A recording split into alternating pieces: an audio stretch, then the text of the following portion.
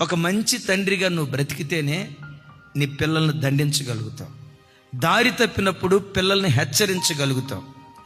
ఓ మంచి తల్లిగా నువ్వు బ్రతికితేనే నీ పిల్లలు ఎక్కడైనా అక్రమస్తులుగా బ్రతుకుతా ఉంటే వాళ్ళను సరిదిద్దగలుగుతావు. ఓ త్రాగుబోతు తండ్రి పిల్లలను తాగొద్దని మందలించగలుగుతాడా? ఒక అక్రమ సంబంధంలో బ్రతికే తండ్రి పిల్లలను అక్రమాల్లో బ్రతకొద్దని మందలించగలుగుతాడా? ఒక తిరుగుబోతు తండ్రి పిల్లల్ని హెచ్చరించగలుగుతాడా? బుద్ధి చెప్పగలుగుతాడా? ఆలోచించండి.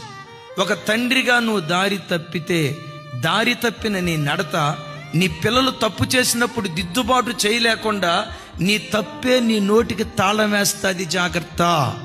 ఓ తండ్రిగా నీ మీద ఏ స్పిరిట్ పనిచేస్తుందో సేమ్ అదే స్పిరిట్ నీ పిల్లల మీద పనిచేయటం ప్రారంభిస్తుంది. ఒక తల్లిగా నీ మీద ఏ ఆత్మ పరిపాలన చేస్తుందో అదే ఆత్మ నీ పిల్లలను పరిపాలన చేయటం ప్రారంభిస్తుంది. ఒక తల్లిగా నువ్వు కన్నీటి ప్రార్థన పరురాలు అయితే నీ కడుపున పుట్టిన పిల్లలు కూడా కన్నీటి ప్రార్థన పరులుగా మార్చబడతారు. రోధించే తల్లిగా నువ్వు బ్రతికితే, అంగలార్చే తల్లిగా నువ్వు బ్రతికితే, ప్రసవేదన పడే తల్లిగా బ్రతికితే, దేవుడు దేవుడు దేవుడని దేవుడనే ప్రపంచంలో బ్రతికే తల్లిగా నువ్వు బ్రతికితే నీ కడుపున పుట్టిన పిల్లలు కూడా ఏ రోజుకైనా నీ వంటి వారుగా వాళ్ళు మార్చబడతారు.